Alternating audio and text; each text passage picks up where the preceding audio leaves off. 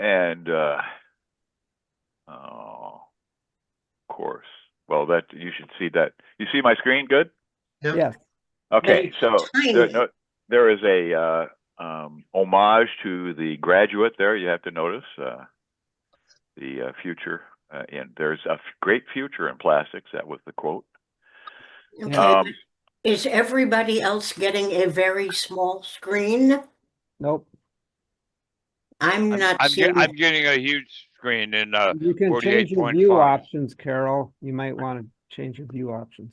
Say that again? Change your view options maybe up at the top of your screen. Okay, let's see what I can do. anyway, I decided to do this about plastics, or I had another option, but I wanted to find out more about this, and I'm sure there's a lot of information that you might know and be aware of, or questions that you'll have that I won't have answers to. But I just thought I'd delve into it and see what they are. All my life, I've been exposed to plastics, like most of you.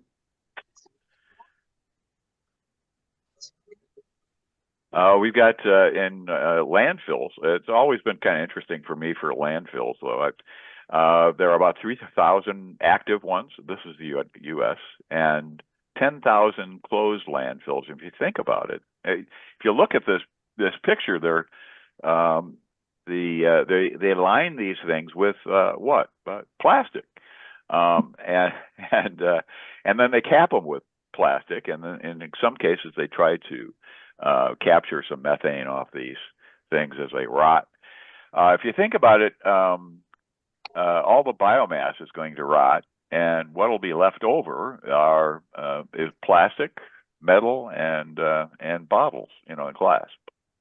Those will be what, and so in the future, maybe 1,000 years, who knows? It's going to be a resource for people. If you can call that an upside, you might.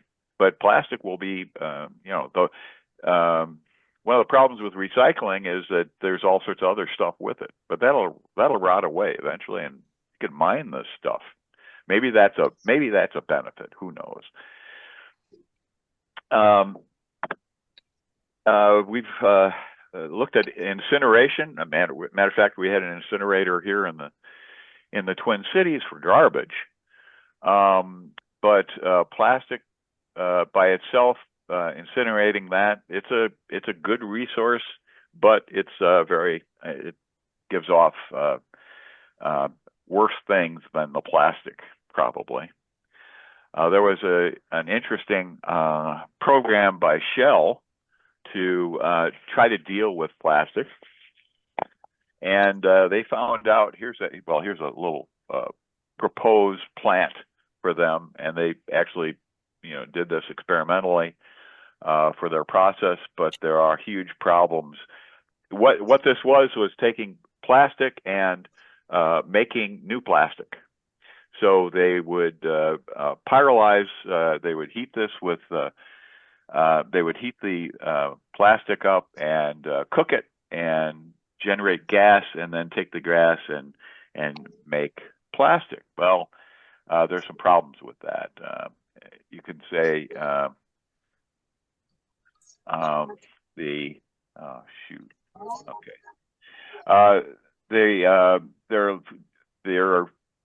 they call it challenging fluids.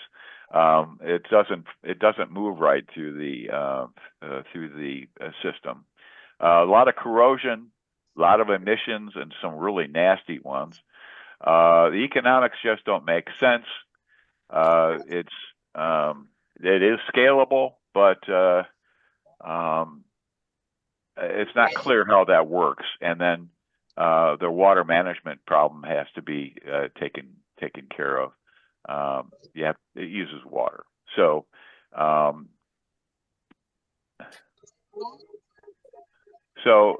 it turns out that it's really more expensive than virgin plastic.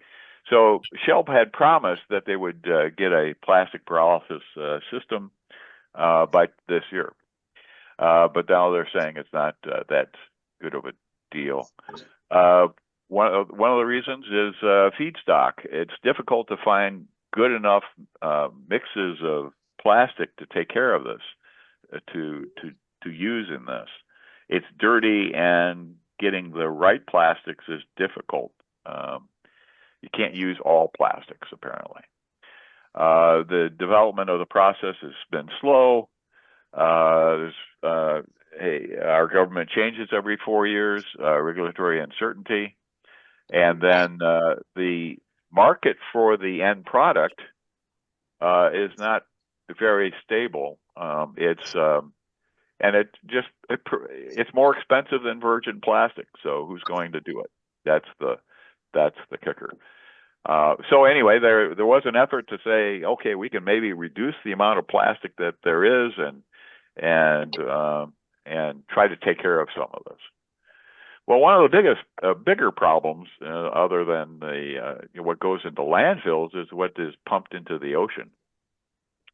And so these red areas in the ocean are where plastics are floating, these big masses they talk about. How does it get there? Well, companies dump their waste into the rivers, and it ends up in the ocean, big masses. And it's not all at the surface.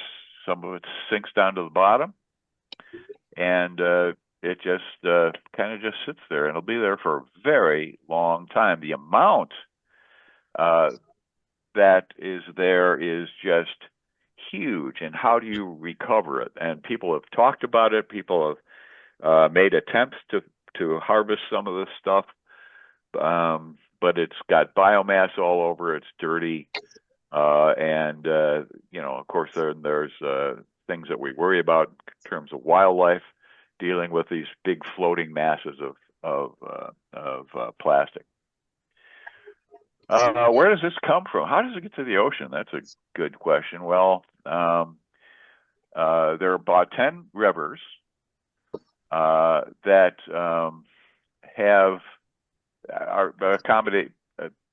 provide most of this plastic to the ocean, and 8 of them originate or pass through China. And so they're kind of the main polluter in terms of plastic in the environment, in the ocean environment, at least. Okay. Well, so what are these plastics? Polyethylene, high density polyethylene. You can see the symbols that they're using. Polyvinyl chloride, PVC pipe is everywhere. Low density polyethylene, polypropylene, polystyrene, and a bunch of others. And you can see the kinds of products that they go in. So it's not just one kind of plastic, of course, it's all sorts. And why is plastic so resilient? Why does it last so long in the environment? Well, it's designed that way. The chemical bonds in plastic are very strong. That's why they're made, and they're resistant to attack by enzymes that microorganisms provide. The molecular structures are complex, and if you think about it, it's new material for microorganisms, and they haven't developed the effective ways to digest these things. So there's not enough microorganisms that can actually do anything with these things, but there are some. And then they're hydrophobic. Plastics don't interact with water very, very well. And that's part of that is it's necessary for microbial activity. And chemical stabilizers prevent degradation for them, and so it's not so easy to degrade these things. So talking about sizes of plastics and the terms of microplastics and nanoplastics come up. You can imagine, okay, so they have macroplastics are things bigger than a half an inch. Microplastics from that point down to a micron. Something the size of table salt is kind of average, and you'll see pictures of that. And then nanoplastics down to breathable, like smoke and viruses and even DNA, and probably smaller, because as these things break down, they just break down into smaller and smaller fragments. But we talk about degradation. How do plastics degrade? And you can here's your plastics. They get out in the environment. They degrade. What happens is microbial cells are producing some depolymerases, and these are not all organisms, but some are developing depolymerases, and those are secreted from the outside in the outside of the a microorganism that exudes these products, and then eventually they break these things down, and some of this will be mineralized, going to CO2. And my question was, how much? We talk about biodegradable plastics and regular plastics. How much of it actually degrades? And I did some searching on Google, and I couldn't find much. So I asked Grok AI to do a little study in the literature, and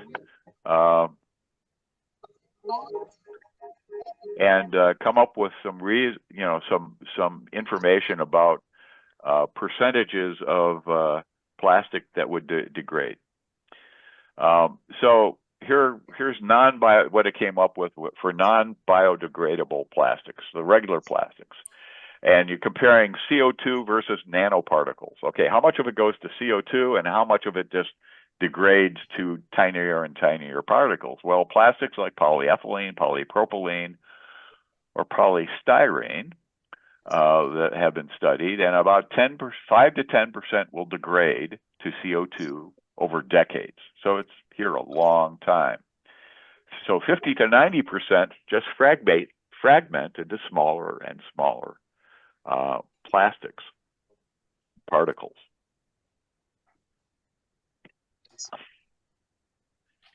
Okay, so those are the non-biodegradable plastics, and then we have biodegradable plastics.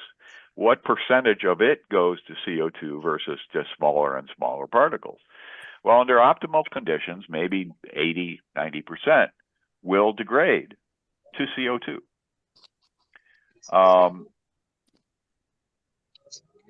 And maybe 10% will remain as particles, nanoplastics or fragments.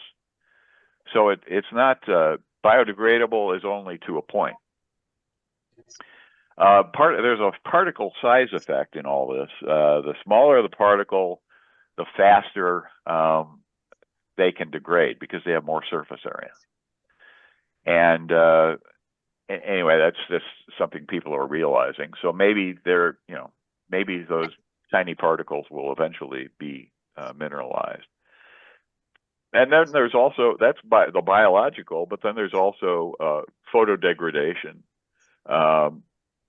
that can influence microbial degradation. So, you put a plastic bottle out in the sun, and it'll degrade. It'll break more easily. But the upshot of this is all plastics will stay around for a long time. Some of them are more degradable than others. One of the plastics, PLA, is polyacetic acid. It's a biodegradable plastic. It's used in printing, 3D printing as that's one use of this. It's considered biodegradable because it's made from corn or sugar cane, but it still will stick around for quite a while. So the question is, are they bad for us, and why could they be bad for us? Here's bisphenol A and phthalates can be around for a long time. They mimic human hormones, and this is the biggest concern, I think. They can confuse processes like reproduction, growth, metabolism. So exposure to these things has been shown to increase everything, and from infertility to poor fetal development and cancer. This is, I don't know that the answers are really there, but because everyone is exposed to these things, and so how do you get the data? I'm a little perplexed about that. Warren, So, you have questions? Go ahead. I don't see them, so. Carol, go ahead. Yeah, I just want to check a couple of assumptions. Uh-huh. Are all the plastics that we are talking about created out of oil byproducts, Yes, long chain hydrocarbons? yes, except for the ones made out of corn or sugar cane or other plant materials. So like the biodegradable plastic bags, for example, they incorporated corn, basically it's a corn plastic. And so when it gets in the environment, it's easier for microorganisms to use it. Okay, so with most of these plastics,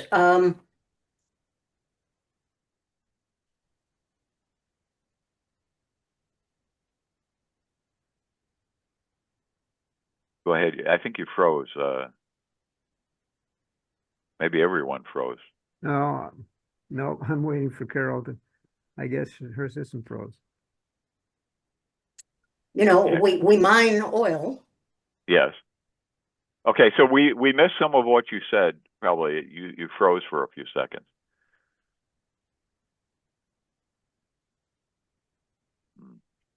Wow. Carol, you're frozen. You're breaking up, Carol. Carol, you're locked up. You're breaking up. Now she probably can't even hear us. No, she shut. She Okay, go ahead, broke Dean. off. And you're muted, Dean. I'm not sorry I'm muted, but I'm muted. Sorry I didn't unmute. You kind of glossed over the CO2. Now, Sure. and Carol, I thought Carol might know about this, and I wrote it down somewhere. There is a researchers or a company, I think it's a company / researchers, who think that they can create organisms for any type of plastic that big oil can create. In other words, they can help the microorganism think that this is food, and there's some very serious research on that. But anyway, then the CO2 thing. So, and that they mentioned that. Okay, great. We're turning into CO2 now. How do we sequester the CO2 and all that? But I was hoping Carol might have some chemical insights into that. I forget what the process, but it's using AI to tweak, literally do what's the term? The gene, what's that gene splicing thing where they CRISPR? Using Okay, I got CRISPR. kicked off and had to come back in. Yeah. They're using CRISPR to create modified microorganisms for a specific plastic or plastics. And Carol might know more about that, might have heard of that. You mean to degrade the plastic? Yes.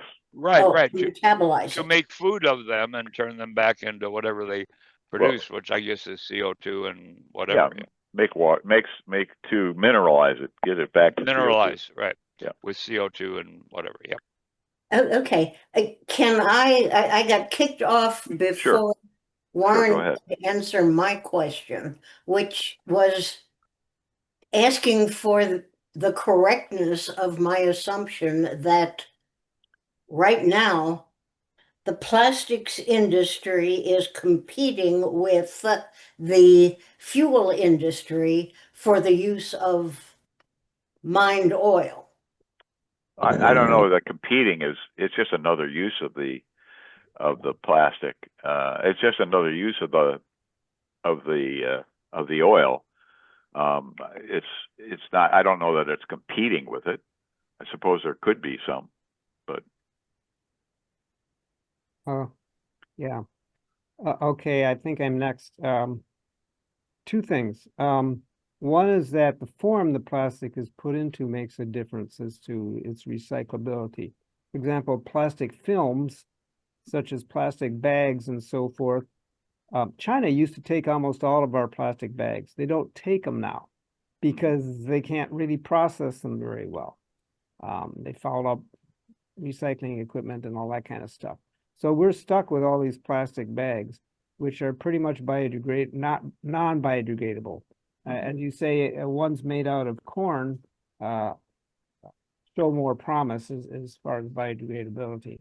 But plastic bags are really non-recyclable. Most plastic, actually, as you were pointing out, is pretty much non-recyclable at this point.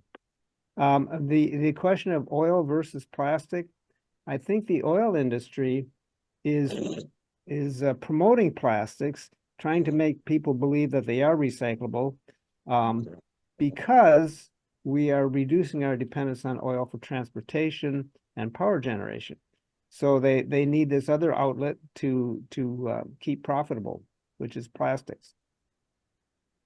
yeah, and and Shell, that could have been a motivating factor for Shell to start the pyrolysis problem solution that I mentioned earlier, and it's possible, and it still might be a useful thing. But they're just what they were doing is making more plastic out of the plastic. So, but economics prevent it. So I'll just okay. So he's up, but he left his desk. So yeah, sure. And so all these the polyfluoroalkyl substances, PFAS, they're found in everything. And part of the reason they're found in everything, including toilet paper, is that these chemicals, like the polyfluoroalkyl substances, are used as lubricants. So any machine, it's found in the lubricants that are used. So it even gets on the products. For example, when you're making a paper, it gets on the paper to keep the equipment flowing and the product. It allows for the product to be made. Go ahead, Dean. Yeah, unmute, please. Unmute. Yeah, I actually followed the Shell story, and from what I can glean is that there were two camps at Shell, and of scientists, etc. And one was Spike Lee doing the right thing, and were really sincere. And then there was a management decision and stockholders, and Shell was sort of became their philosophy is we're going to really not just talk green, we're going to go green. And you can kind of guess who's going to win in the end. Yeah, and as far as competing, and Shell admitted this, and they got people to admit it. So we are reducing our dependence on fossil fuels. Therefore, you need to market your product somehow or another. So Drill Baby Drill becomes women's makeup and plastic bottles and everything else. And they say, yeah, I mean, we are a for-profit company. We answer to the stockholders. We're not in the business of going out of business. And as long as it's legal, we will do what we will do. The other thing is, Tom, I think you are wrong about the brown grocery bags that we can't get in California, but you guys can get. Because I have built decks out of those bags, and so has my nephew. He did that for a living for a while. Decks and fences, they can be readily turned into plastic deck boards that last 100 years, and it's, from what I understand, pretty soft on the environment. They can take those certain brown bags and turn them into beautiful brown decking in lieu of trees, and no, it just sits there. It's inert. And what happens to the 2x4s and whatever in 100 years, I don't know. You know, but they're not microplastics at that point. They're 2x4s. I'm not sure what you mean by brown bags. Is that the color or? Well, I mean, there I don't know new what or kind of, you know, the just standard grocery bags you guys get. I mean, Okay, but you mean brown paper grocery bags? no. Plastic The bags? plastic little throwaway, Plastic like bag. Home Depot. Okay, Like Home Depot, they're allowed to sell them. Grocery stores are not, or give them away. Grocery Okay. stores are not allowed those bags. Although they're going back to it because the so-called recyclable ones are terrible. The ones you can use forever. I got 300-400 of them in the house. They don't want them in landfills because they are horrible. The idea was, we'll sell you a bag for 10-15 cents, and then you will drag it back to the grocery store. No, you will collect 200-300 of them at home, or you'll throw them in the trash, which is what most people do. They're very hard to get rid of. And California has also completely dropped the no plastic straw thing because it just was not working. And plastic straws, it turns out, are a tiny, tiny percentage of, and they've given up. So you can get plastic straws for free now. You used to have to bring your own. And can I ask you a clarifying question, Dean? In California, what do you put your garbage in? When you I mean, Well, do you we wrap have your three. garbage or? No, we have 3 sets of cans. I have my green, which is food waste and 2x4s and whatever that is 100% compostable. Okay. And then we have our blue, which somebody has to hassle with. Okay, so I've got a chicken bone. Where do I put it? And I save all my chicken bones from Costco and wherever. Oh no, we keep them. What we do, because we get green once a week, so we bag them up, we throw them in the freezer, and then we dump them in the compost bin, and then we take that bag, Ziploc plastic bag, and throw that back in the freezer empty until the next chicken carcass or whatever goes in there. The best use is reuse, no question about it. Right, right. But it's not that difficult. You just have to. I don't want rotting flesh out there, either in the kitchen or outside. But so I just freeze it, and then we just try to remember to go through the freezers and dump it. But no, it's not that big of a hassle. It for a lot of people in California, it's just kind of a way of life. Yeah, we cook for a lot of people, so we've got a huge amount of stuff. And I used to compost some of it, but it just turns out to be really ridiculous. Well, we have our own composters. Yeah. But we finally realized, see, because we live in the city of San Diego, I get free compost forever. I can get a cubic yard a day, 365 or whenever they're open. But yeah, and I got a friend, Stan's cousin, who's in St. Paul, and they don't have, and she's very green, and they don't have any kind of composting, and she walks, I think, about 2-3 blocks to bring her compost down to the compost collection point, because they don't have one in her neighborhood, and so she just does that, and because she gets exercise and it makes her feel good many ways. Carol, you patiently waiting. I'll shut up. Yes, okay.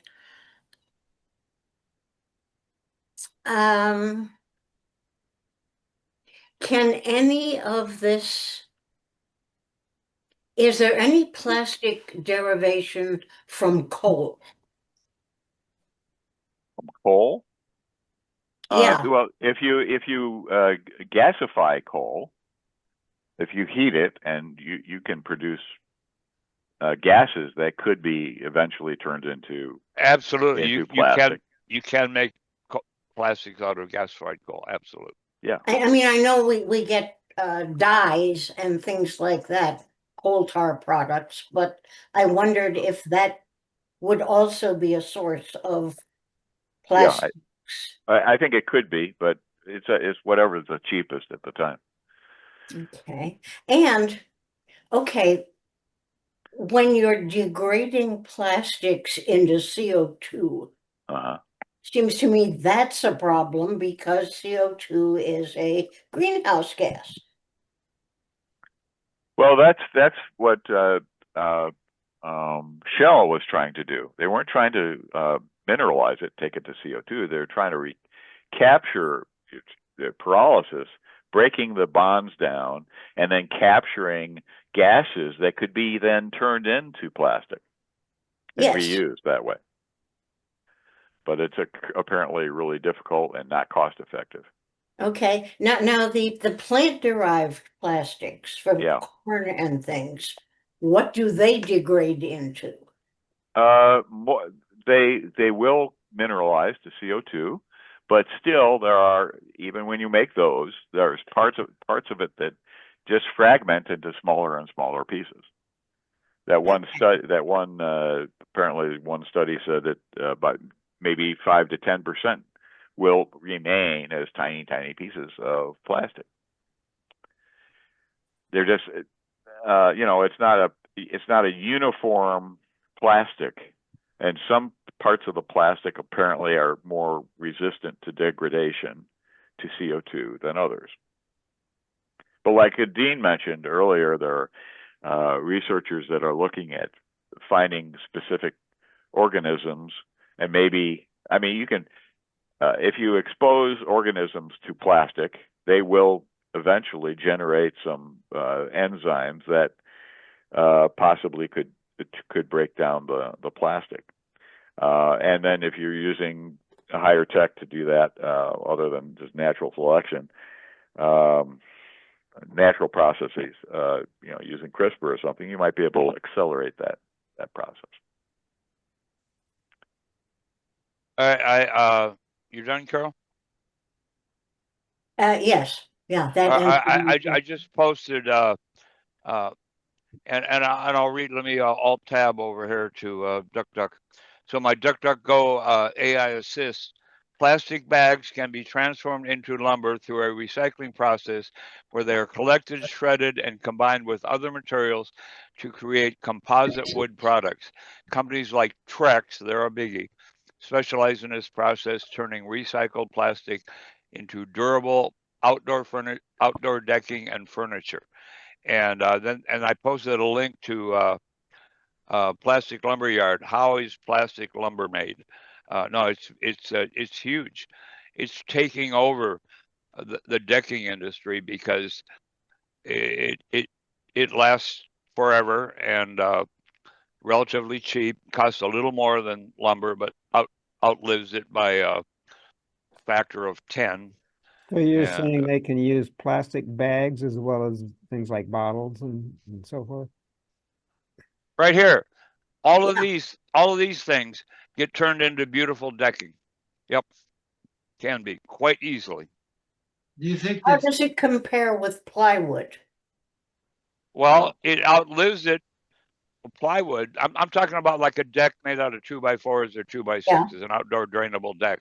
Or a fence? And the building industry uses uses it. Of course, PVC, that's another issue, but oh no, it is taking anybody who puts in a high-end deck and spends a lot of money, they pony up the extra 50%, or maybe even 100% lumber costs, because all you got to do is pick up a garden hose and you're done. You know, it's cleanable, scrubbable. You don't have to stain it. You don't have to put what's the stuff that the water seal stuff you do every 1-2 years?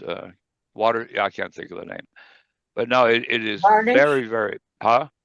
Varnish? No. There's a Sealant. yeah. There's It's like a sealant to use. You there's a use super sealant. sealant, yeah, that has Yeah. stain in it. I've got a deck that's 20 years old and it's beautiful. It's a plastic deck. Yeah. You know, they're all extruded, but this is extruded with solid. There's nothing in the inside. There's Right. no gaps. And Right. it's just amazing stuff. It's amazing. It's a little bit heavier than some lumber, but no, and you can screw it with deck screws, and Yep. and I've worked with it. I've built a deck for my sister out of it, and it's freaking amazing. I What replaced my cedar percentage deck of the, with, I replaced my cedar deck with Trex about 10 years ago. There you go. what percentage of the amount of this garbage or these plastic bags is being used for that industry? Yeah, I don't know the number, not enough. But so Tom, you have been recycling plastic grocery bags for a long time and didn't realize it when you bought that composite deck. I do put them in recycle. Some of the grocery stores around here will take bags, but I don't know what they do with them. Well, well, here, I mean, most states, they're required to take them back. If they give them out, they are required to collect them by law in many, many states. Goodwill takes them and uses them as bags. I've gotten Target bags at Goodwill. I've gotten Walmart bags at Goodwill. Yep, Okay, makes I don't sense. see any more hands up. Okay, so- let's See- go. see Let's these- go on. Yeah, This is real quick. This is the alternative. And these guys, it says reusable bag. They have to say reusable. Does anybody reuse them? I do. When I go up to the bodega or whatever, I'll bring one of these up. So you need a bag? I said, no, I got one in my pocket. You gave it to me last week. And I do try to reuse them, but yeah. Reuse is the best. So Okay, Ron, so are you going to get into the health effects and that kind of thing? yes, we will. Yes, Okay. we will here. So here's bisphenols and phthalates, known as endocrine disruptors. They affect hormone production and reproductive health. This says they cause infertility as well as autoimmune and metabolic conditions. These are, I don't know how proven some of these things are, but we'll just go on. Dioxin, which is not plastic. This is one of the problems with burning plastics. It gives off dioxins. And that's a cardiovascular potential problem. PBDEs are bioaccumulated and cause tumors, maybe, and you know, this is maybe why I have cancer. Who knows? But proving it would be tough. Perfluorinated compounds, thyroid, liver, and insulin dysregulation. That might be one of the reasons that we have some obesity issues and cancer. Heavy metals, of course, are not plastics, but apparently they use cadmium, lead, and arsenic to be a catalyst or stabilizers in plastics and during manufacturing. So as plastics break down, possibly there's a release of some of these heavy metals. And then polyvinyl biphenyls, PCBs, accumulate in fat. And here's another tie-in to type 2 diabetes, which I'm leaning towards. Inflammatory diseases. I have arthritis. Maybe this is why people have these issues. So, of course, some pictures of all these in the endocrine system. I always mispronounce that. And look like some pretty crucial organs.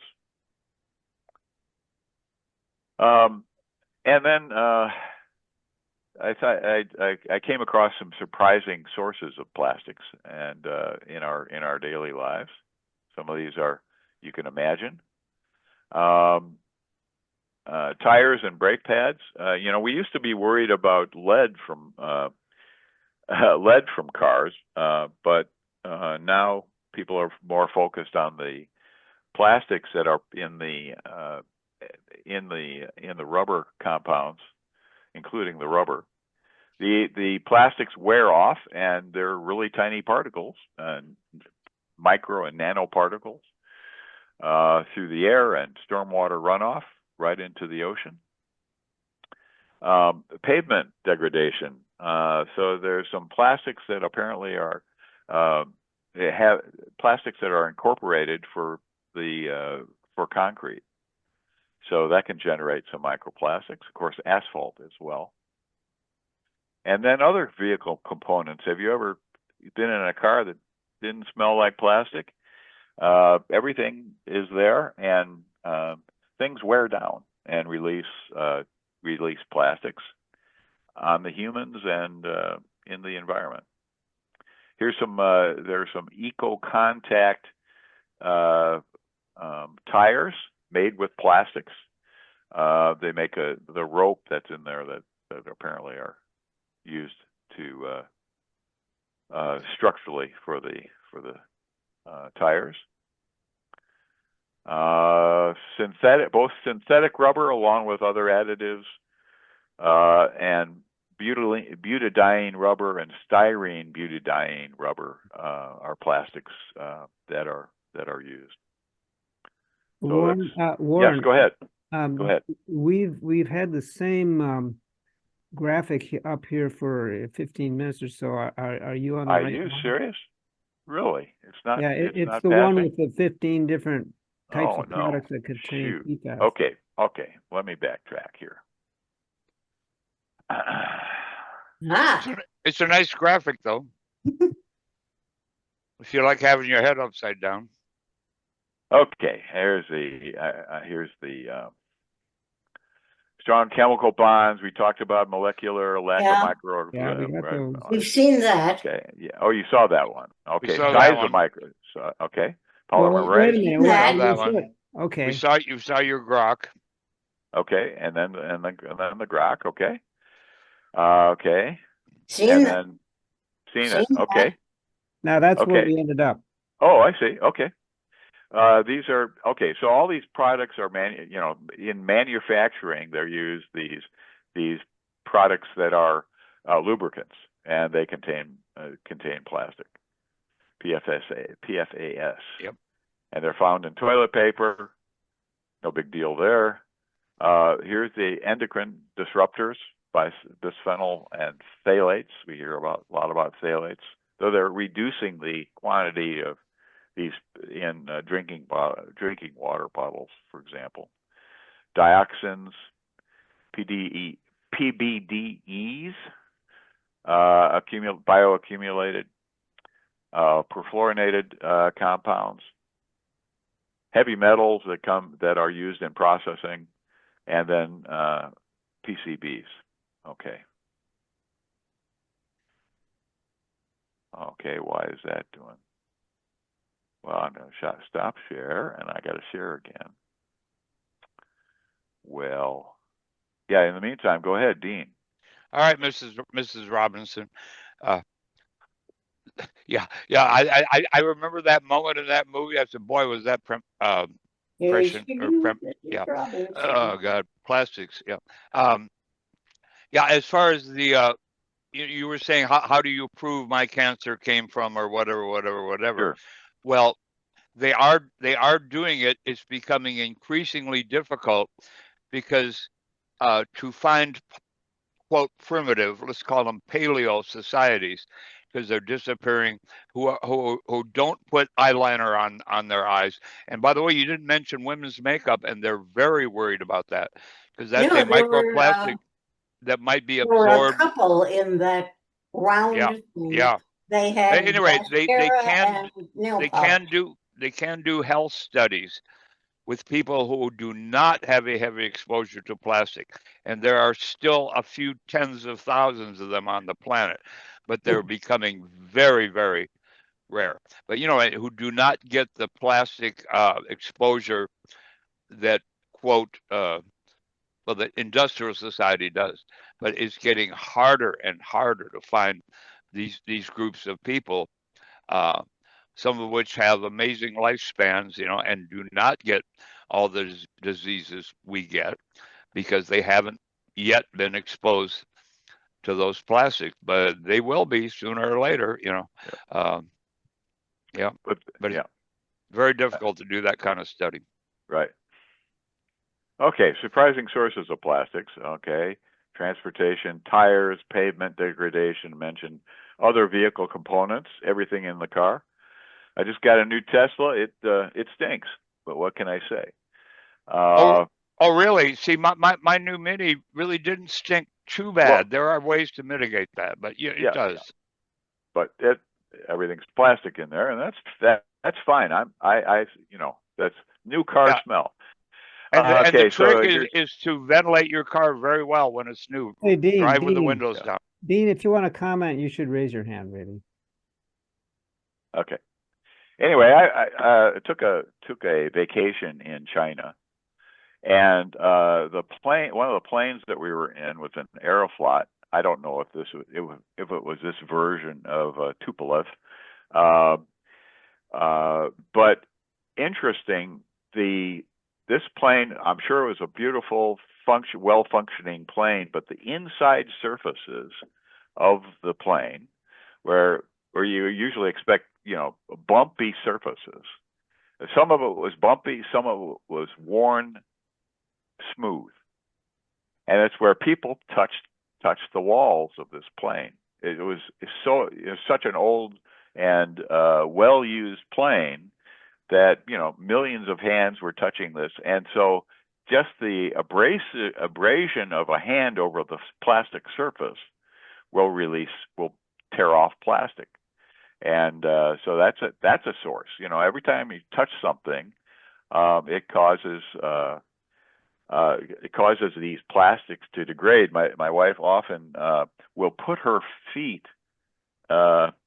When she's a passenger, she's always a passenger, she'll put her feet up on the dashboard, and calluses on her feet will tear off, will scratch the plastic surface on the dashboard.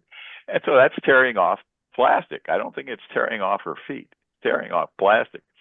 And it scratches it. So all these things that are exposed to abrasion, and here are all the different kinds of plastics that are used in car interiors. They make a big deal out of vegan leather in these cars, but they're all a source of plastic particles. The frequent hand contact, the physical abrasion, chemical reactions, hand creams, all this stuff that people use, which I hate those because they stink on people. Ethanol and hand sanitizers, they can degrade the plastics.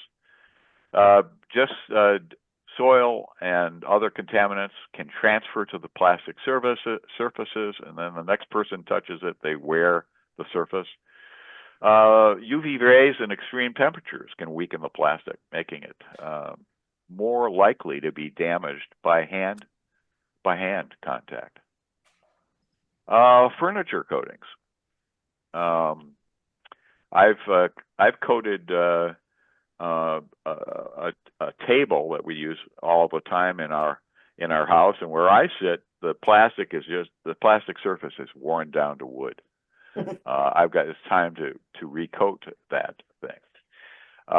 They're used in all sorts of the fabrics and such they, make the products last longer. But they wear over time, and just contact with it can tear these plastics off, and it releases them to the environment, if not to the person doing the contact. Carpets, wear and tear, friction. I used to drag my cat over the wool carpet that we've got, and I'd spark the cat, and it didn't know if it liked it or not, but it was very entertaining. And this says older carpets may be more prone. I think there was less plastic in. We've got a carpet that's probably 70 years old, but it's probably not plastic. I'm guessing. I don't know, but the more modern ones are definitely plastic. Paint. This is an interesting one. I had a friend who told me that she washed her painted walls every year. I've never washed a painted wall in my life, but it has a potential to release microplastics, nanoplastics, inorganic nanoparticles, and hybrid materials. I'd never heard that term in this context.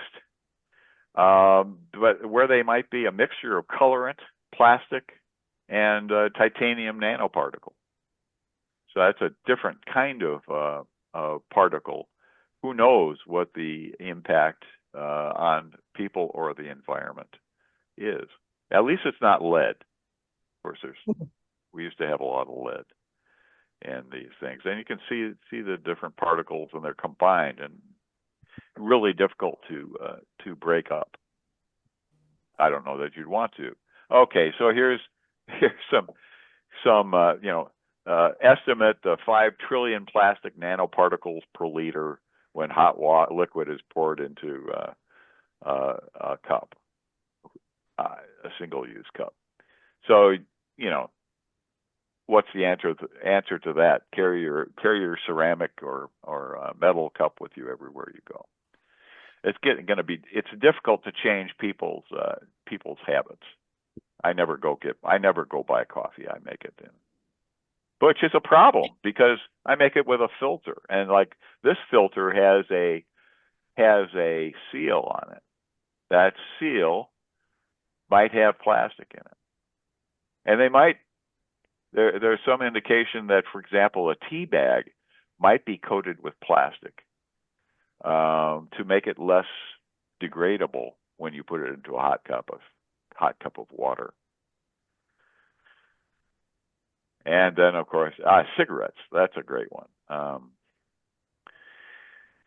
Cellulose acetate is used in cigarette filters, and that gets in the environment. They're considered a nano particle. And then everything in a hospital that you're exposed to is plastic, of course, and a fluid that they're pumping into your body. Does it have plastic in it? Yeah, probably. What's the alternative, though? I guess you could use a glass bottle, but the hose that is used, the line that's used is plastic, or in the old days it was rubber, which is a source of plastic. All the syringes, everything that people come in contact with. This is a really interesting one. This is my toothbrush, and it's got this rotates back and forth, and it's made out of PVC. And when you put an abrasive agent like toothpaste, and it gets between the two pieces of plastic, and they grind away at each other. And I know it's time to get a new toothbrush for my little motorized hand thing. When this gap gets bigger and bigger, and I catch my lip in it, and not only it hurts like hell, but it's time to get a new one. But that means that it's breaking down the plastic in and people think about this, people talk about the microplastics that are released from the brush itself, but here's the mechanism. It's possibly giving me some plastic. I have a plastic bottle by my bed. I fill it up every few days, and put the cap back on, and that action of the cap against the bottle abrades the bottle, and that's a source of plastic. And I put that in my mouth. Can you imagine that? Okay, so because they're made of different materials, one is harder than the other. The cap is harder plastic, high density polyethylene, and the bottle is made of a different type of plastic, PET, and so that's kind of typical. So the carbonated beverage, just the fact that there's a carbonated beverage can release plastics. This is microplastics and nanoplastics. I think it's mostly nanoplastics, but so release from low temperature carbonated water. The bubbles and pressure can amplify the leaching of these fragments from the surface of the bottle. And repeated freeze-thaw cycles can release those.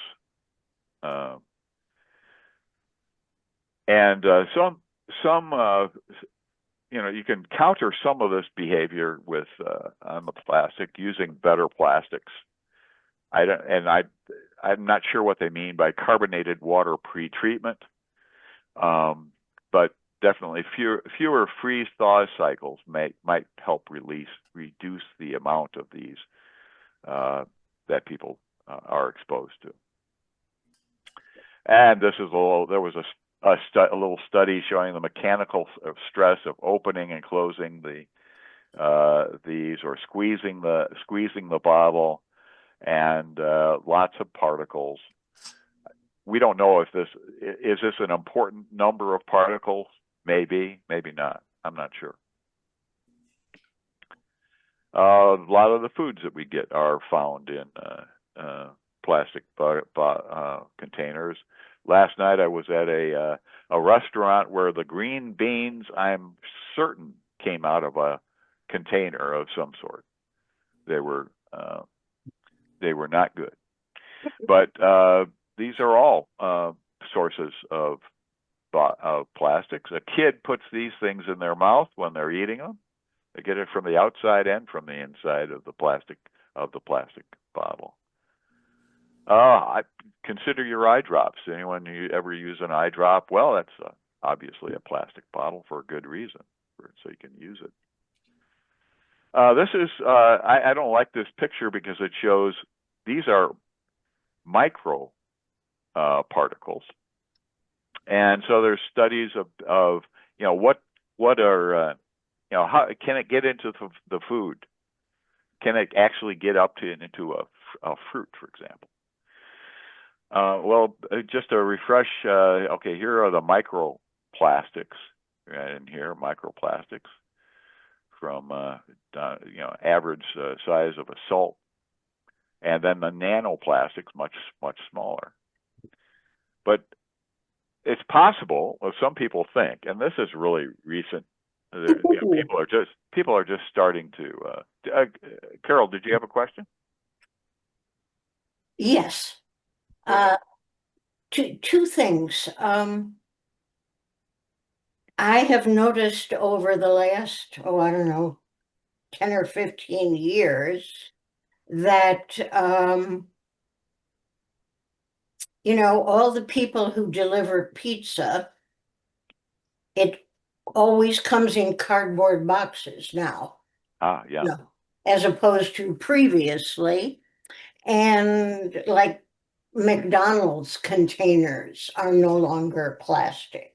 The fast food industry, and I will bet that there is some state regulation that is making them do this because, they were happy with their little plastic clamshells and their plastic Sure. pizza boxes. Hmm. So are we getting into government regulation to make Yeah. people? Yeah, and and states like California sort of lead the way, because if you're going to sell a product, and if you want to sell a product in California, it has to meet certain standards. I worked for a company selling agricultural products, and we had to have packaging that was California compliant, for the products that we had. So yeah, it could be important. Dean also has his hand up. Go ahead, Dean. I do, yeah. So clarification on the pre-treatment of carbonated water. That's just Yeah. simply what every plastic container and even the metal ones you buy says, do not drink out of this. Rinse it well, rinse it and wash it well. And one could waste a little bit of their Perrier and leach off some of that stuff before you use it. So the pre-treatment is probably just where they wash it, let's say carbonated water, which is a solvent in its own. And yeah, so that's what they mean by pre-treatment, I assume. Now and yes, no, at least in California, the food industry, and you go to a restaurant, only a mom and pop can use non-degradable take-home containers, doggy bags. Absolutely. The rest of them, and they encourage you to take your own Tupperware in to bring your food home, but yeah, they have to be, and yeah, all the plastic boxes and bags and virtually all the napkins are brown unbleached paper, and the bags, and yeah, the fast food industry has not been half stepping. As far as the the statistical evidence when plastics became the thing after World War II, really, it was Bakelite when I was a kid. That was plastic, and the alarm. There is a alarming statistical correlation between diseases that used to be quite rare that are now becoming quite common, and there is a huge, so why has infertility gone up by? Well, infertility's gone up by a bunch. There is also evidence now with second, third generation that some of this, the nanoplastics that get in and tweak our DNA, that becomes part of our DNA that can be inherited. In other words, you can modify your DNA in such a way that you pass it on to your offspring. That's going to be a tough study, but there is statistical evidence for that. Yeah, that we are genetically modifying ourselves with plastics and metals, et cetera, et cetera. Yeah, I didn't see anything. I didn't see anything like that, but that's interesting. Thank you. I have a question too. Go ahead. Dean mentioned Tupperware. I have quite a bit of Tupperware. Some of it's fairly old, and some of it's I got in the last few years. And I believe a few years ago, they must have changed some of their plastic formulas, because it's slightly different, not as soft as it used to be. And I'm wondering if that was a response to the effects of plastic.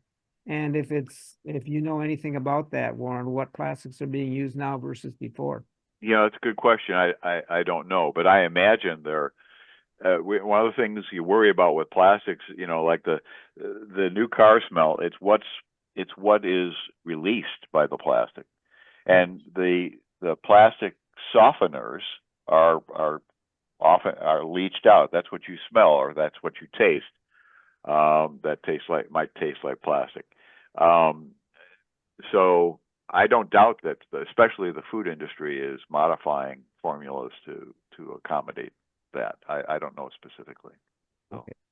That's a good question. I mean, we've got some really old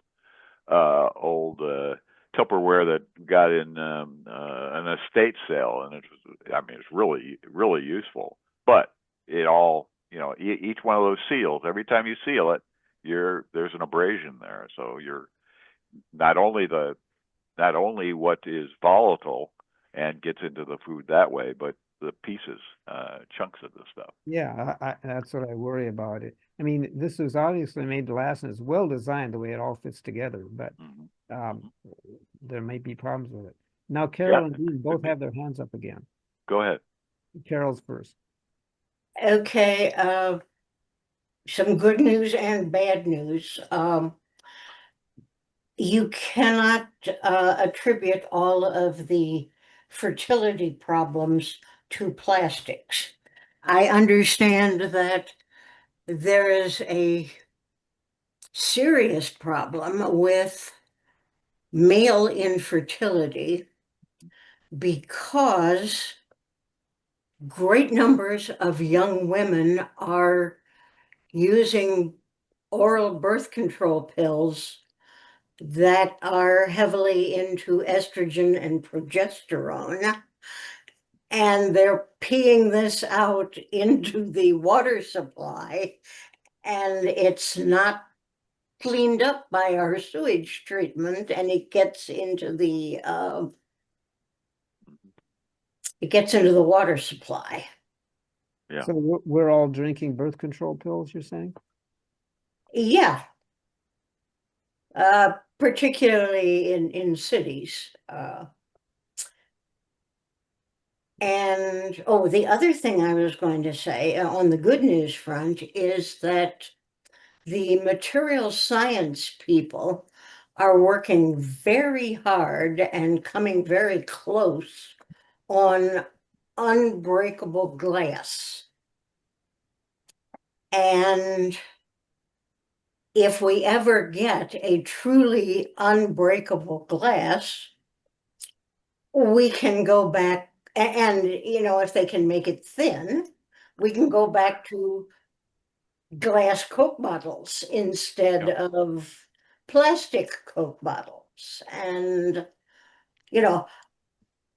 a lot of the things that plastic is being used for could be replaced with essentially unbreakable glass. Yeah, my favorite example is peanut butter jars. I mean, they used to be made out of glass. I'm very thankful they're made out of plastic because I drop stuff all the time, and if I drop imagine a kid dropping a glass peanut butter jar. Well, but okay, the old-fashioned Coke bottles I understand. were practically unbreakable just because they were so thick. Yeah. But if you could make thin, unbreakable Coke bottles, that would help a lot. Yeah, it'd have to be thin because the weight of the bottle is really important. Yes. Yeah. Dean. Good. Go ahead, Dean. Is it me? Yeah, of course, Carol, you can't, to attribute infertility to plant alone, impossible. There are so many, by the way, when you're talking about the estrogen, progesterone, anybody eat soybeans, edamame, et cetera, yeah, that is virtually the same as taking estrogen pills. It mellows us guys out. That's why females are always trying to give us soybeans, and I do my share, but that's a fact. I mean, it's very closely related. And I had another one, but there's a lot of hands up, so I can't think of it. Okay.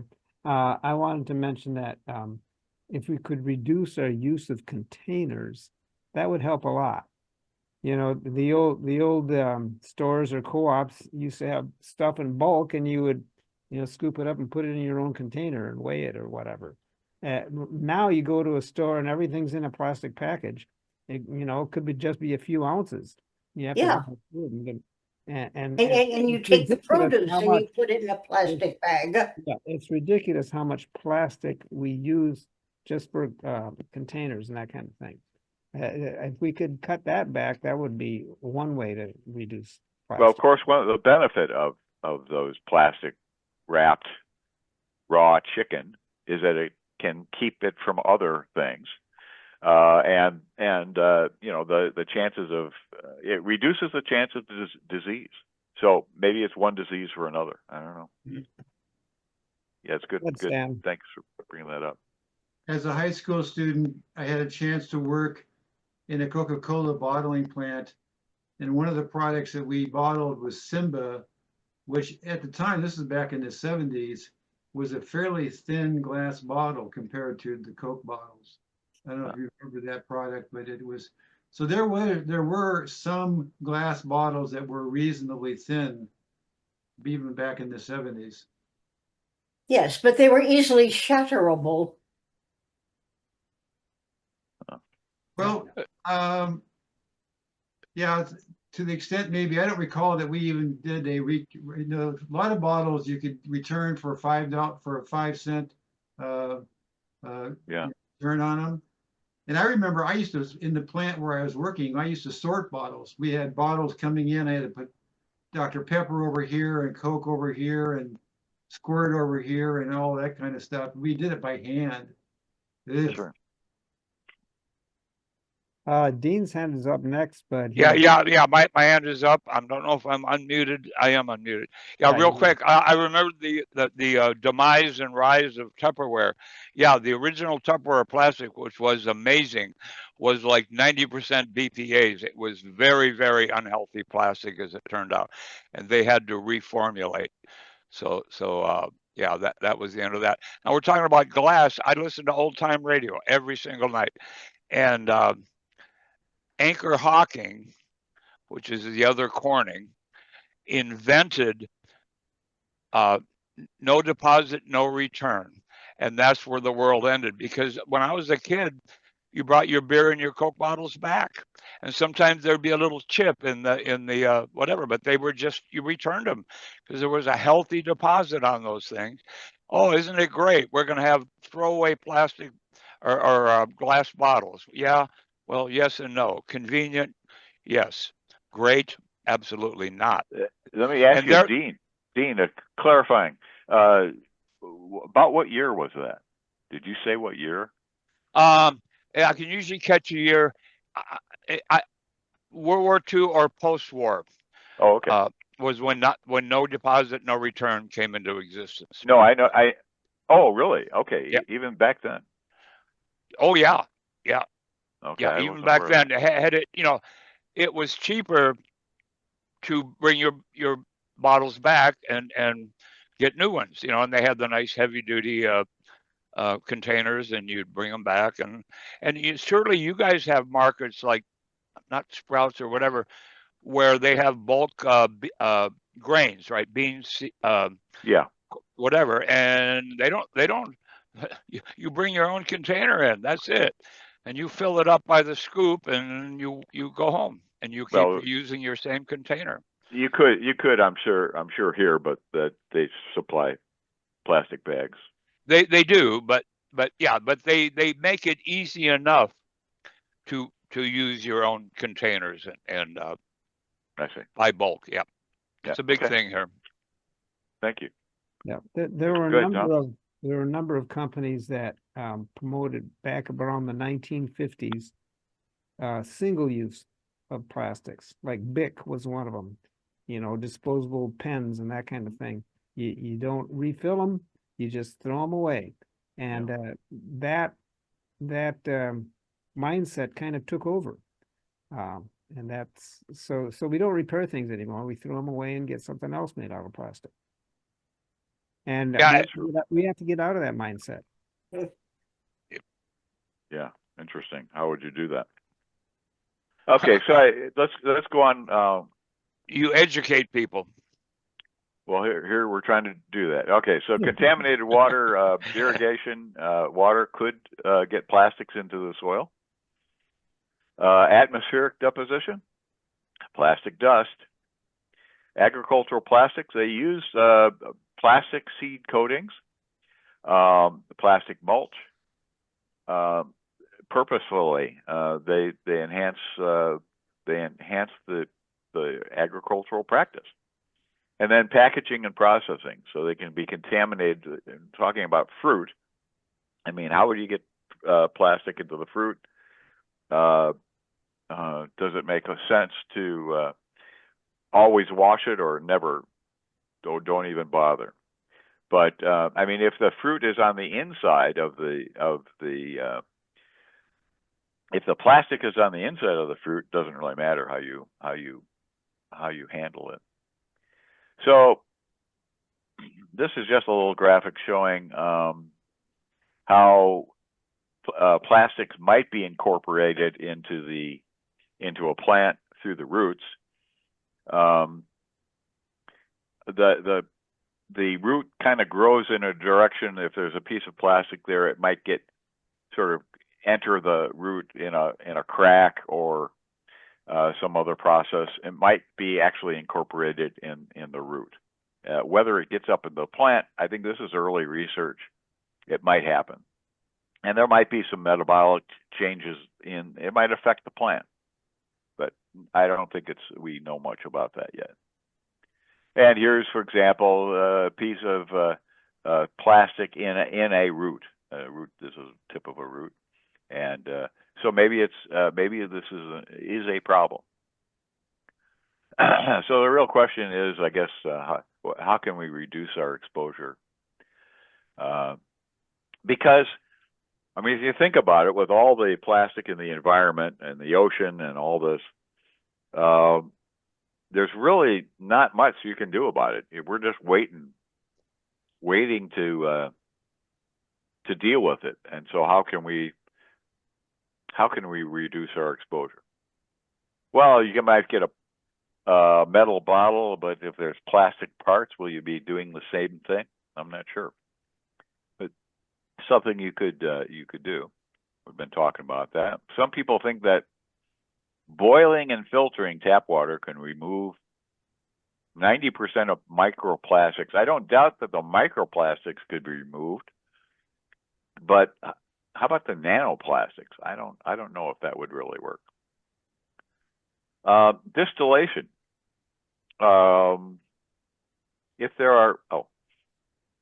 there are plastic parts in the system you use to distill, this is a little still, and if it runs into this decanter, this looks like it has a plastic lid. Maybe not. I'm not sure.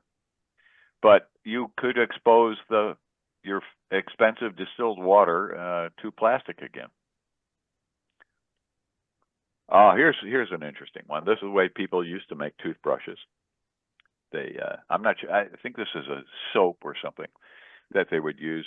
You know, you crush a twig and scrape off the outside, and you got these little parts of the stem. And there are people who are jumping on the bandwagon to produce products that might reduce your exposure to plastic. I think this is probably a plastic bottle. I don't know that for sure. These toothpaste containers, there's supposedly less plastic, but it's a plastic container. A close look at this pick. Anyone use these things? I use them all the time. Well, I think that's plastic of some sort, and you put that in your mouth. So this is an attempt to make plastic-free or reduce the exposure to plastic. Specific strategies for reducing exposure, and maybe this stuff should be taught. I don't know. Reusable containers, but we talked about that. Maybe that's an oversimplification of the problem. Filtering the water, using a water filter to remove plastics from tap water. But if you look at these things, they're made out of what? Probably plastic, and they might add some plastic. We talked about this. Avoid plastic containers. Who knows? And then avoiding heating food. This is a big one. my wife does a lot of cooking at church, and she'll give people containers, and she'll tell people, don't put this in the microwave, because people aren't really aware of that. But that's probably one of the that's a big place for people to get contaminated.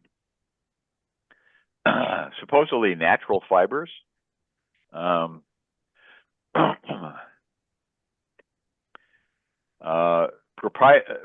Prioritizing a healthy diet, focus on unprocessed foods and limited canned goods, which of course have plastic liners.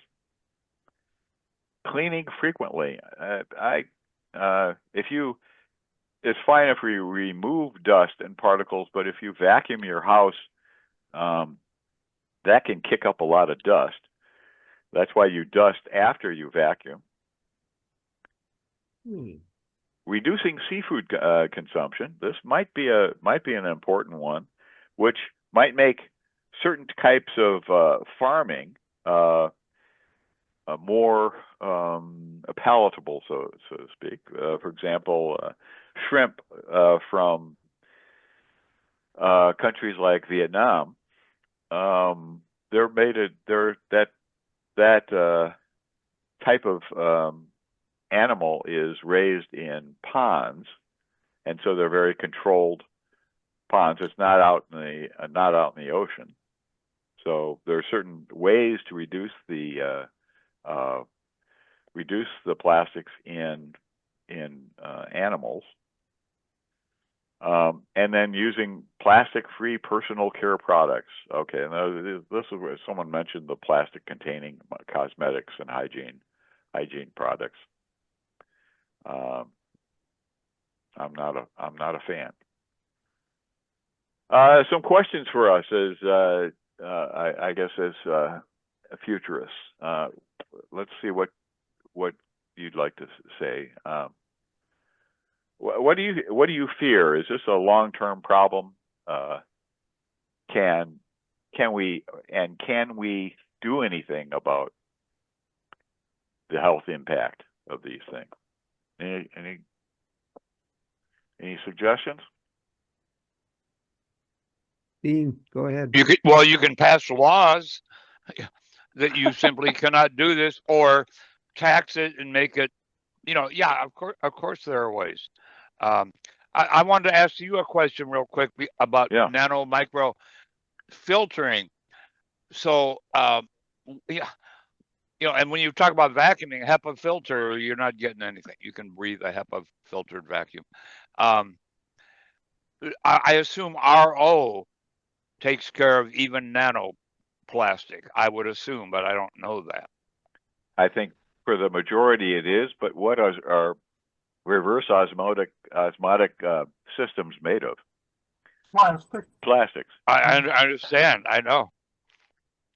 But and it might reduce the amount, but at some point, I mean, if the nanoplastic is smaller than a DNA particle, a molecule, I think it could pretty much go through anything, but I'm not sure about that. Yeah, now you're almost talking about picoplastics, right? I mean, yeah, and somehow plastic gets through the brain membrane, and they say that there are plastics in people's brains, significant amount of plastic. Absolutely, yeah. Your body filters stuff pretty well, but it's accumulating in bodies. Your body filters stuff pretty well down to about 2 microns, I think. Okay. And the problem is that the microplastics are smaller than that. The nanoplastics. Yeah, exactly. Microplastics you can filter out, but nanoplastic, not so much. The filters actually have what they call a bathtub curve. So they filter better at bigger and better at smaller sizes, but due to different things. the HEPA filter material will sieve out big particles and trap small particles that bump into the fiber. Hmm. So the big stuff sieves out and the little stuff attracts to the media. Yeah, so it adheres to the media. But the media itself is typically plastic. Yeah. And so it's not clear if the airflow breaks off media, then you're talking particles again. Mhm. And so the HEPA filter vacuums help with trapping particles. Okay. Okay.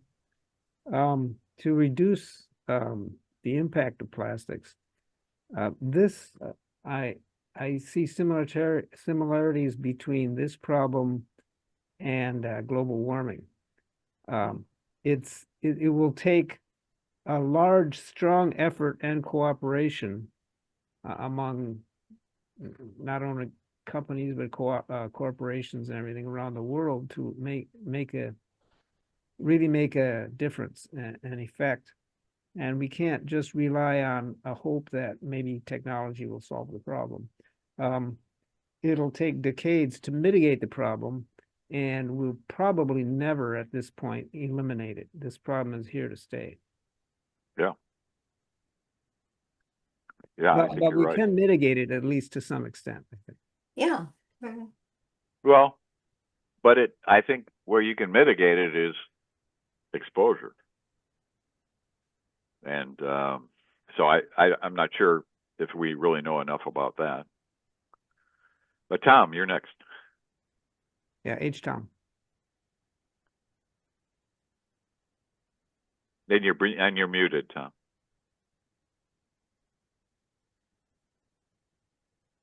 The brain is different as far as blood flow is concerned. It doesn't have the muscle movement that the other organs do. It's pretty much blood goes in and blood is pushed out by incoming blood. It's not really pumped around. So that can be part of the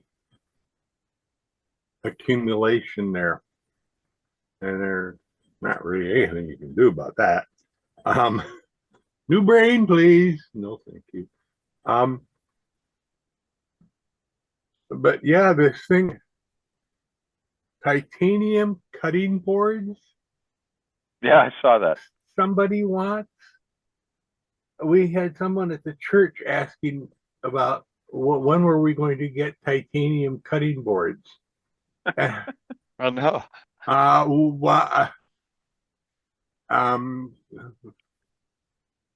Thinking about titanium rapidly in my head. Well, that would be like an aluminum cutting board, and there go the edges on my knives. But you use plastic cutting boards. Yes, we do, and we wash them every time they get dirty. We wash them every night, and if we do something on it and it makes a mess on it, it goes out. We take another one off of the rack of clean boards, and that one goes into the dishwasher. But she's got this wonderful. She has this glass something around here this size. Yeah, it's about this size. It's a cutting board? What are you talking about? A little titanium cutting board. It's so wonderful. It doesn't dull her knives. It doesn't. I thought that's what she says. It doesn't. Well, I tried to get information from her. It's about, I would guess, a 32nd of an inch thick. And what you do is you lay it on your plastic cutting board, or in her case, her end grain walnut cutting board. And then there's no plastic. Right. I'm going to do all this on a So do you think that's a good solution? A titanium cutting board? I am very allergic to using metal cutting boards in the kitchen. Okay. Metal cutting boards anywhere of any metal, because of the reactions to what it's going to do to the edge of the knife that's being used on it. Yeah. But it doesn't damage your edge, and it does not. It does not damage. That's the claim. Oh, okay. And I'm just, yeah. I don't buy it. Well, this lady is convinced of this, and I'm. Well, if someone gave me one, I'd try it as an experiment. Okay. But I think it would destroy what I think of as an edge in the course of a day. I'll let you know. I'll let you know, because my brother heard about that independently, and we go, what the heck? You know, and I sharpen my kitchen knives before and after I use them. I straighten the edge. So I will be able to tell you one chicken salad from now when we get one. I don't know what they cost. And if I don't like it, I'll mail it to you each time. Anyway, real quick on RO. So the filtrate is a paper byproduct, right? Not plastic, bonded to a synthetic material. And RO goes down to approximately 0.2 nanometers. Pretty small. Good. All right. Carol. Can you hear me? I think I've been Yes. kicked again. Yep. No, you're good. Mm-hmm. You can hear me? Yes. Yes. Oh, okay. Yes. What's the possibility, if they really do come up with a non-breakable glass, of making your knife out of that rather than metal and keeping an edge? Well, it all depends on what's softer, the knife edge or what you're cutting on. And you can use a knife badly or well. I mean, if you grind the knife off on the surface, it will damage that blade. But if you rock the blade, that's a little different. And I mean, go ahead. So I'm not sure that it would be the answer, but hey, people have made knives out of different things.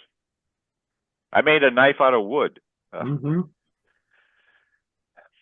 It's no good for cutting anything. Well, Okay, Dean again. Yeah, ceramic knives, which are very popular even among chefs, and I'm not sure how that all works, but they're very different. Yeah, I'm about to order a titanium cutting board here. It ain't going to be the $216 set. Yeah, I'm going to give it a try. What the heck? Yeah. All right. I'll let you know. Report to us later. Yep. I will. Okay, David. I'm not sure that it's not better to use a wooden cutting board than a plastic cutting board in terms of microplastics or microparticles. I would guess that if you cut with a knife on a cutting board, most of your particles are much bigger than the microplastics you're talking about. Mm-hmm. And so I don't know. But are they? But they're wood. They're digestible. exactly. Yeah. And your body handles large particles pretty well. It's the little stuff that the little dust that gets in your lungs that causes silicosis, I think. Mm-hmm. And by the way, they've used glass knives ever since they were chipping obsidian. Mm-hmm. arrowheads and spearheads back 5,000 years ago. So chipped glass is rather sharp. No, But they had no opportunity to damage the edge on a titanium board. Right. And you don't really need to use a titanium board with your glass knives if you're just cutting meat, for example. Okay. I posted something in the chat about wood versus plastic cutting Yeah. board. Good. Thank you. Then who's next? Is there anyone? It's Tom. Can I go on? ceramic knives are a no-no in a commercial kitchen Why is that? because they can chip, Ah, and you don't notice the tiny chips, which are much bigger than the things we're talking about, but there can be tiny chips, and those go into food, and apparently there are bad consequences. Rarely, but in a perfectly safe world, I can't not use my ceramic plated tools in my carrying kit. ah. Well, another thing. Okay. The inspector was quite insistent. He said, "You can use it at home. I have no objection to it. My wife would be jealous of them, but you can't use them here." Another complaint about you or care about using glass in the kitchen. People will take a spoon and whack the edge of a Pyrex bowl, for example, and after you whack a Pyrex bowl so many times, it's just like a Tesla window. Oh God! They shatter. We could do a presentation. No, I'm not going to do a presentation on the use of the word Pyrex and what it means on a bowl. Yeah, well, people will take a metal spoon and whack the edge of it. So I scream every time. You're getting all the stuff off your metal spoon by tapping it on the glass. I understand that, but a chunk of glass is no replacement. Okay. You're setting up microfractures in the glass. Yep. Another question: how will continued plastic accumulation affect global ecosystems? Well, I think it's already accumulated. It's not going to go away. We could add to it or detract, or we could try to pull some out of the ocean. But it might not be any faster than the critters that are eating it. So that's just my any thoughts? We've found critters that'll eat most plastics, haven't we? Say again. Say that one again. I'm sorry. I thought we had found critters that would eat most plastics. Microorganisms. Yeah, exactly. But that's some plastics, and it happens in nature, and some people are trying to do it in a laboratory. But it still takes a long time. A biodegradable plastic bag will still last for decades. Yeah. And then there will be parts of it that will never degrade, as far as we can tell. And when we eat the microorganism, the body will take apart the microorganism, and there's the plastic. Well, I can't do anything with you. Move on. Well, it doesn't really eat the microorganism doesn't really eat it. It exudes an enzyme that is catered to, that can potentially degrade a plastic, and then it's further mineralized. It doesn't really take that plastic into itself. Well, there are a number of organisms that do, though, and the question is, do they get into the food chain that affects other life? Yeah, any filtering organism will get plastics in them and potentially accumulate them. So I think if we're going to continue, as long as we keep producing plastic, there will be more and more. There's no way to effectively get rid of all of it. Even if you stopped it right now, like your comparison to the global warming issue, even if we stopped all production of plastic right now, there's so much out there that it's going to affect us for a very long time. So there's no way to avoid it. Now, except unless we go to Mars. But I'm sure that everything we will take to Mars will have plastic in it. Yeah. So, so there you Or the go. moon. Yeah. Yeah. Okay. This is second question: how will plastics affect global ecosystems and human food security in coming decades? I thought that's I think as we become more aware of it, it'll be more pronounced.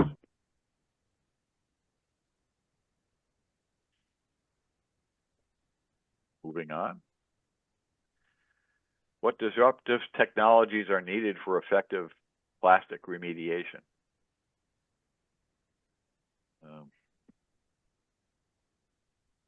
Well, if you could process this big mountain of stuff floating out in the ocean, it might remove some of it, but people have evaluated that, said it's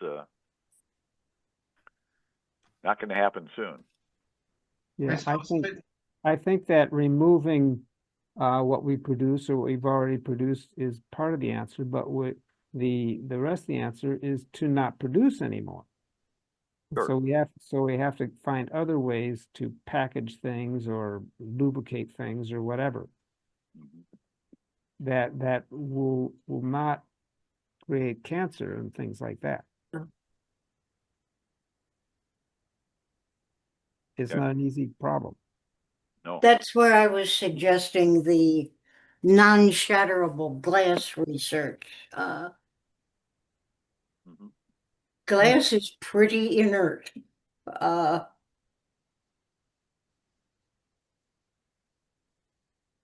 seen some programs regarding having these container ships or these specially designed ships to take the ocean gyre, collect it and process it and make it into usable products. But inevitably, the argument becomes the rate of gathering this ocean gyre up does not even match the rate in which more waste is being added to the ocean. So you're still at a net loss. Yeah, how do you control the Chinese dumping most of this material into the ocean? That's part of the reason why we still use China to manufacture all the stuff that we want, is that they are more, in quotes, they're not that concerned about their environment as we are, but they claim that they want to jump over that problem by capitalizing on their renewable energy resources, and that they'll be able to somehow level up their gap with that. But we'll see how much time that takes. What I've seen is most of the ocean plastics come from poor countries that don't have good recycling or waste management systems. And so prosperity tends to help with that significantly. Well, China's a source of most of it. Well, I wasn't sure that that was the way I read that story. Okay. you know, that one chart you had an enormous amount of plastic off the northeast coast of America. Mm-hmm. Yeah. Way back to the beginning. Yes, and I could go, but That's got to be coming from us. Probably.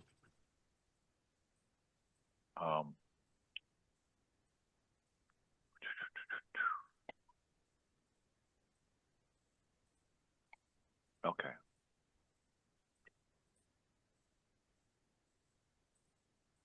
Well, you showed there were certain, There, that one. Yep.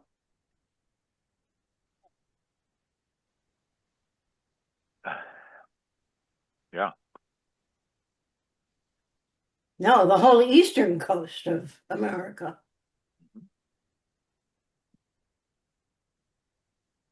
That looks like us. that also looks like the amount of radiation coming off of Fukushima in terms of that coming off Japan. Well, yeah, Japan is kind of in the way, and they get it from both sides. And if you look at off of India, is that brighter than the rest of the area around the Middle Right East? in there. Mhm. Yeah. Well, But there's that a red- similar red spot down west of Australia. Yeah. Yeah, I'm not sure I understand the red area just east of Hawaii in the middle of the Pacific. Oh, that's a known area. It's the Sargasso Sea has to do with currents. The And all plastic this stuff is Sargasso. rotating mountains of plastic. Yeah. Okay. Let's see. So all the plastic pollution from China kind of ends up in the middle of the ocean there, you're saying? Yeah, apparently. And from us, Well, yeah, most of that was coming from China over there. correct. And you look at the fact that you're degrading the plastic into CO2, which is a greenhouse gas and contributes to ocean acidification. Well, if it's any comfort, very little of the plastic actually ends up at CO2 and CO2. Okay, that's good, but I mean, well, not really, because that's, if you're trying to get rid of it, you want it to go to CO2. Yeah, But you need to But- capture the CO2. Yeah. Right. Yeah. Okay. Okay. Imagine a ship out to sea, and it's picking up this plastic, and what is it doing with it? Is it trying to do what Shell was doing, getting it down to gases that could be then made into something else, or just burning it? That might be a choice. well, can the sea plastic be made into fence posts and patios and things like as the bags can? Well, it could be, but see, part of the problem with reusing really dirty plastic is you got to clean it. And what they do is chop it up and try to rinse off the things. But anything that's sticking to the plastic will degrade its ability to stick together. I think that's what they're dealing with. And when you're talking about reusing it, that's fine. But if it doesn't end up cheaper than virgin plastic, it does. Getting someone to do that at a loss is really difficult. Yeah, and if you're not picking it up with sailing ships, you have to look at, how much fuel you're burning to go and collect that plastic out of the ocean. Sure, there's another need. But if you can burn the plastic, if you can pyrolyze the plastic and use it for fuel, there you go. What precisely is the definition of pyrolyze? You're breaking down the products into gases. Using heat. Yeah, which uses fuel. And that was part of I think that was part of what Shell was trying to show, is that they could use that, burn some of the heat, burn some of the gases that come off, like the methane and ethylene and those, to generate the heat that could run the process. So anyway, the next question here is a plastic-free, if a plastic-free future is improbable, what should we look for in terms of innovation in material science and waste management? And we've been talking about a few of those, I guess, trying to remove what's there and reprocess it into something more useful. Well, we've already looked at the fact that somebody has passed laws that are making all the pizza boxes and the clamshells for hamburgers non-plastic. Okay, some laws. That kind of thing helps. Yeah, that could. You know, Domino's did not go to cardboard boxes for pizza just because they thought it was a good idea. What were they using? What were they using before for a pizza? They used plastic boxes? Yeah. Really? I guess I've never seen one, so I don't know. Maybe. And certainly the McDonald's clamshell was famous. Yeah. That was plastic. Mm-hmm. Now they're using thin cardboard and wrapping the stuff in paper rather than plastic. Yeah, plastic processed paper. Yeah, it's a fiberboard. It's kind of like a fiberboard, but I'm not sure it's not coated in plastic. Yeah, probably is. Whatever makes sense for them. It's a glossy finish on it. Let's see if there's some more. The cardboard boxes soak up grease. They're not coated in plastic. Early on, they were waxed on the inside. Okay. Right. Yeah, but they're not anymore because, as I say, they soak up grease. And people like them for that because it degreases some of the pizza. Okay. Yeah. Can I jump in real quick? So the way one would incentivize that, unfortunately, would be taxes. In other words, if you could get sustainably produced plastic, non-virgin, and make it even close to virgin plastic, then there are people that would pay a little bit more to be green. I mean, it costs money to be green. It ain't easy. Ask Kermit. And then real quick, the $23 sets of titanium cutting boards from Amazon are not titanium, they're chitanium. So there's some other metal. That's the consensus. Titanium? That's a term for it's like the fake stainless steel and whatever. A titanium is a word for any metal that's produced in China that we're not quite sure what it is. Like a bolt that you can break off with a nut wrench and that kind of stuff. Yeah. Like pot metal. Here's titanium. Here's a definition. Exactly.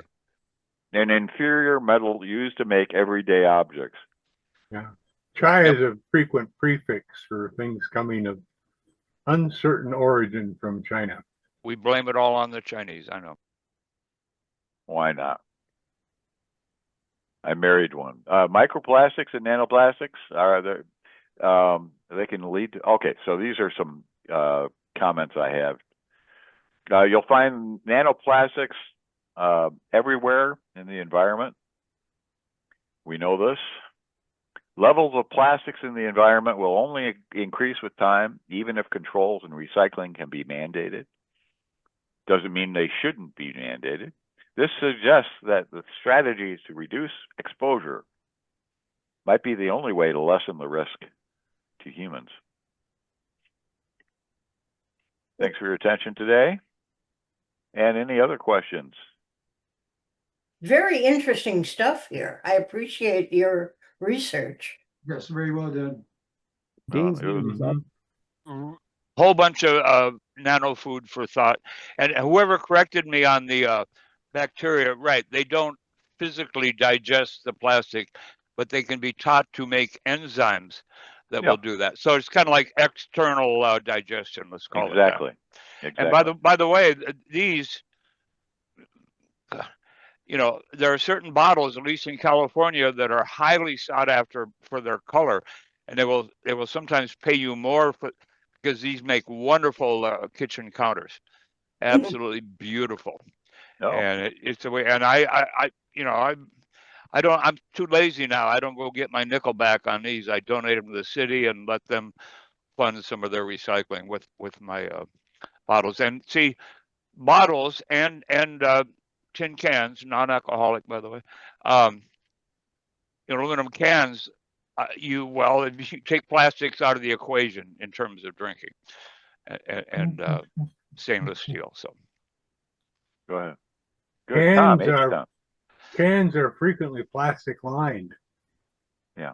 Well, steel cans. You're correct. Sure. Yeah, you're correct. Even aluminum now are these days. Even my cat food is plastic lined. You know, I go, is this really recyclable? Aluminum can is lined. I believe some of them are. I believe so. Yeah. Yeah, I guess it's a reactive metal, kind of. Yeah. Right. The acid in the soda eats the aluminum. Mm-hmm. It does. It's an aluminum oxide coating on the inside of an aluminum can. And so anything that would react with that aluminum oxide would get to the reactive part of the aluminum. Gotcha. Of course, in the old days when we didn't want 30-year shelf life, I mean, just good old tin cans were pretty darn good. I mean, I ate in boot camp, I ate 25-year-old sea rations, and most of them were pretty good. You could kind of tell from the outside, we literally ate World War II surplus sea rations in boot camp. Sure. Okay.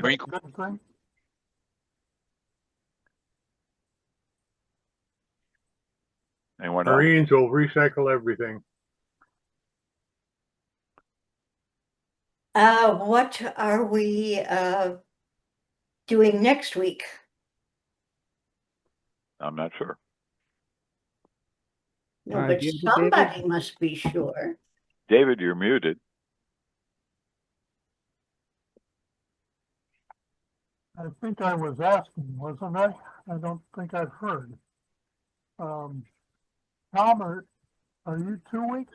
Oh, I'm sorry. Eric is doing the future of war next week. Who is? Eric Hand. Eric Hand. That's right. I can hardly wait. I hope it comes soon enough. What, the war? No, the talk about the future of war before we get into it. Yeah, let's talk about World War II. 5 years before we were. I haven't heard from Don. Don, you're muted, Don. You're muted, Don. You're still muted. Okay, I'm now able to talk. Thanks for your talk. There was lots of things you were saying, especially about VOCs or volatile organic compounds around the smell of the new car and all that sort of thing. Yeah. That was what was in my family's history back in the 80s when we had a lot of impact on our health with that sort of thing. So the better life through chemistry promise I have found not to be quite fulfilled. Well, there's good and bad with all this. Every bit of it, yeah. But unfortunately we saw some of the bad, and that was the side, that you have to deal with sometimes. So, but yeah, it's always a mixed bag, isn't it? I had an uncle who had a job of coordinating barges in the Gulf of Mexico. Barges? And they would dump waste basically out in the ocean, out into the Gulf of America. And so once they made a mistake in coordinating, and they dumped a barge of ethylene glycol in the Gulf. Yikes. Ooh. And in fact, to this day, the Gulf has not frozen. That may have more to do with its latitude than ethylene glycol. Yeah, they're working on getting the freezing point of water below 100. Yeah. So it was like $1 million mistake. Wow. They dumped that in the Gulf. And you know, that red mass off of the East Coast, it's been a decade maybe, but New York and New Jersey used to just float their trash out on big barges into the Atlantic and dump it. That's what they did. Oh, okay. It was current technology. Yep. Yeah. Okay, well, see you guys next week. Yeah, thank you. Thank you all. Take care. All right. Take care. Bye. Yeah, Warren, real quick. Yeah. Yeah, you mentioned you mentioned smelly stuff. So Yeah. I have always had an aversion to. I can smell 1 particle per billion of mold. I swear to God. And new cars have always bothered me. And I asked the guy at Mini. I said, "Is this going to smell like a god awful new car?" And he said, "BMW is doing a lot to mitigate that." And I sensed my nose and my whole immune system told me that was true. I have hopped in people's brand new cars and said, "Nope, come give me a ride after you've aired the darn thing out, because I can't breathe in this car." That's why 240 air conditioning is the best. 2 windows down, 40 miles an hour. There you go. Yeah. Yep. Yeah, there's neurological sensitivities that we had in our family, and my 2 daughters and my wife at the time had that experience. So it was it destroyed your quality of life. Yeah. Yep. And then there was some blood tests also that indicated autoimmune disease potentialities coming from whatever the exposures had been. So I'm just saying, health issues do happen. So thank you. I'm gonna go, Warren. Great presentation, and your car is beautiful. Do I have your email? I don't know. Or can I post to Meetup somewhere I'll send you a picture of my new baby. Or just show it next time. All right, That'd I will. Be great. Hey, thanks much. Take care. Bye-bye. Bye-bye. See y'all. Hi. H. Tom, Yo. would you like something posted for your presentation in 2 weeks? I will get that to you later today. Oh, okay, great. We've been in and out of urgent care for the last 3 days, which is why my wife did a dumb thing and has her shoulder and her back and her neck being looked at. We're finally going in for an MRI on Monday. Well, we'll hope she does well. I do too. Sorry to hear that. I get very grumpy when my sweetie is sick. I'm sure you all are aware of this trait. Yes. Have a good week. Yeah. Bye-bye.